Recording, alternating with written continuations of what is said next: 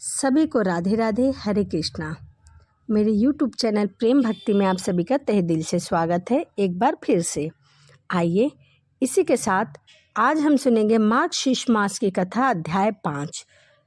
चलिए मन में श्री हरि का ध्यान करते हुए कथा को सुनते हैं। श्री कृष्ण मंत्र का जाप, ओम नमो भगवते वासुदेव मंत्र का जाप प्रतिदिन 108 बार हमें करना चाहिए। श्री कृष्ण को प्रसन्न करने के अचूक उपाय माने गए हैं। इससे मन की शांति और संतोष भी मिलता है।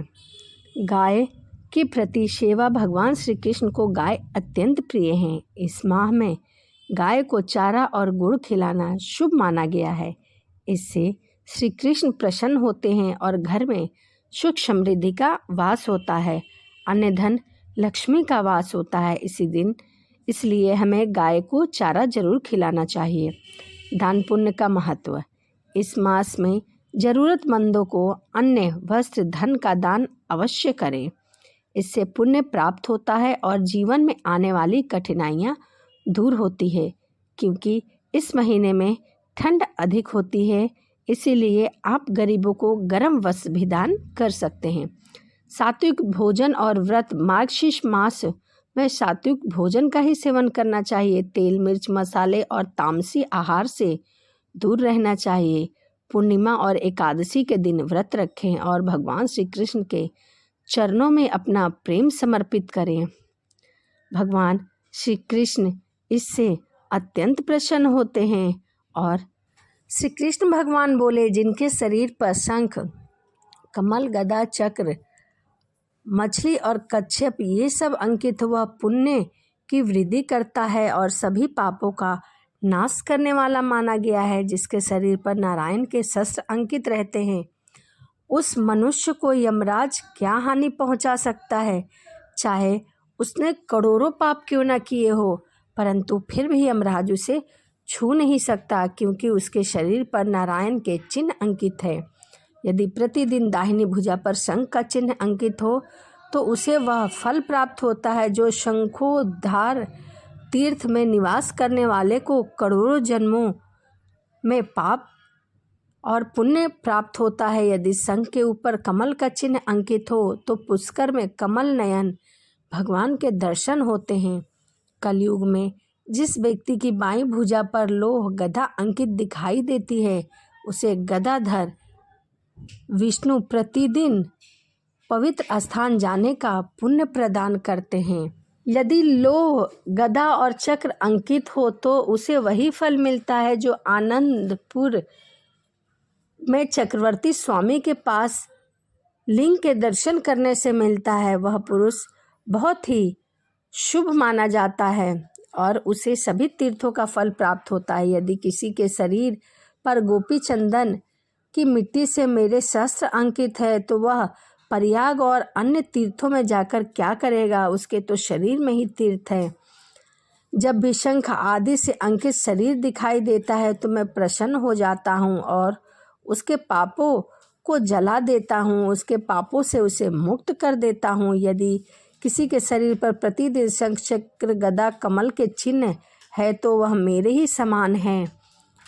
कलयुग में यदि कोई नारायण के शस्त्रों से अपने शरीर को अंकित कराता है और कोई पुण्य कर्म करे तो वह मेरु के समान हो जाता है, इसमें कोई भी संदेह नहीं है। हे पुत्र, यदि कोई शंख से चिन्हित वह श्रद्धा से करे, पितरों को दिया गया तर्पण करे, यदि वह भी पूर्ण और संपूर्ण हो जाता है, क्योंकि उससे पितृ भी बहुत खुश होते हैं। जैसा वायु में प्रबल वेग में प्रज्वलित होने पर अग्नि लकड़ी को जला देती है, वैसे ही पापी को देखकर मेरे शस्त्र उन्हें जला देते हैं।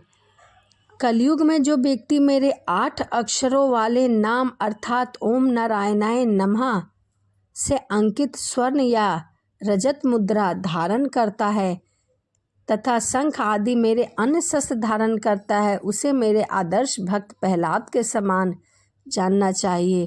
अन्यथा वह मुझे बहुत प्रिय है। जिस ब्राह्मण के हाथ में नारायण की मुद्रा हो, जिसके शरीर पर शंख आदि अंकित हो, उसके हाथ में धात्री या तुलसी की टहनियों की, जिसके द्वारा द्वादश साक्षी मंत्र ओम नमो भगवते वासुदेवाय नमः का जाप किया जाता है तथा जिनके शरीर पर शास्त्र अंकित है वह मेरे समान है, वह वैष्णव है। यदि शंख से अंकित ब्राह्मण किसी के घर में भोजन करता है तो वह मेरे पुत्र और पितरों के साथ वह तृप्त हो जाता है। यदि कोई कृष्ण के शास्त्रों से अंकित व्यक्ति को देखकर उसका सम्मान नहीं करता तो उसके 12 वर्षों के दौरान अर्जित पुण्य सभी कुछ नष्ट हो जाते हैं और उसकी बहुत ही हानि होती है। यदि कृष्ण के शास्त्रों से अंकित व्यक्ति शमशान में मरता है, सम्मान देने वाले उसका वही लक्ष्य होता है जो प्रयाग में मरने वाले व्यक्ति का होता है।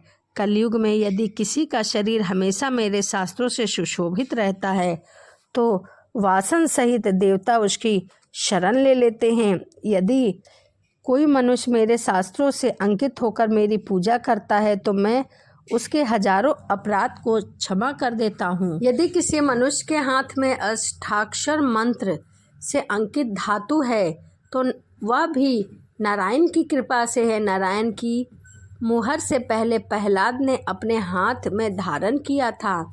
विभीषण, बलि, ध्रुव, शुक्र, मंदता, यह सब ब्राह्मणों ने भी धारण कर रखा था और इन सभी ने भी धारण कर रखा था। इसीलिए यह भगवान विष्णु के बहुत ही प्रिय थे। हे देव, उन्होंने अपने शरीर को शंख आदि अस्त्रों शस्त्रों से अंकित करके मुझे प्रसन्न किया था और उन्हें महान मनोवांछित फल मिला था। मैं उस मनुष्य के शरीर में रहता हूँ जो गोपी चंदन मिट्टी से अंकित है तथा जिस पर शंख, चक्र, गदा, कमल आदि अंकित चिन्ह मिलते हैं। बुद्धिमान भक्त को चाहिए कि वह स्वर्ण, रजत, घंट, कांसा या लोह का चक्र बनवाकर उसे धारण करे। उसमें 12 तीलियां और 6 कोण होते हैं। उसे 3 तहों में अलंकृत किया जाना चाहिए। चतुर भक्त को सुदर्शन चक्र इस प्रकार बनाना चाहिए। शंख, चक्र और लोह दंड को सदैव पवित्र धागे में ही धारण करना चाहिए। विशेष रूप से ब्राह्मण द्वारा और उससे भी अधिक वैष्णव द्वारा जैसा पवित्र धागा या शिखा है वैसा ही छाप सहित चक्र भी हो। ब्राह्मण द्वारा चक्र और छाप से रहित किया गया प्रत्येक कार्य व्यर्थ नहीं जाता। वेदों में सदैव कहा गया है कि मेरे चक्र से अंकित शरीर पवित्र है। जिस पर चक्र अंकित है उसे हव्य और कव्य अर्पित करना चाहिए। मेरे चक्र से अंकित कवच को देवता या दानव तोड़ या छेद नहीं सकते। वह सभी जीवों, शत्रुओं और राक्षसों के लिए भी उत्तम माना गया है। यदि किसी के शरीर में मेरा चक्र अंकित है या ताबीज है तो उसके घर, पुत्र तथा अन्य लोगों के साथ कोई अशुभ घटना नहीं घटती। जो लोग वेदों को जानते हैं वह जानते हैं कि ब्राह्मण को अपने दाहिनी भुजा में सुदर्शन तथा बाईं भुजा में शंख धारण करना चाहिए। भिन्न भिन्न शास्त्रों को उनके मंत्रों से अलग अलग प्रतिष्ठित करके स्थापित करना चाहिए।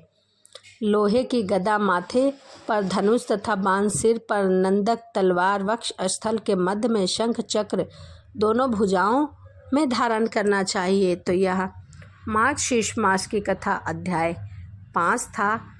तो वीडियो को यहीं समाप्त करते हैं और मिलते हैं आपसे अगली वीडियो में। यदि आपको मेरी वीडियो अच्छी लगी हो तो प्लीज़ चैनल को सब्सक्राइब, लाइक करना ना भूलें। तो चलिए मिलते हैं अगली वीडियो में एक नई वीडियो के साथ। सभी को राधे राधे, हरे कृष्णा।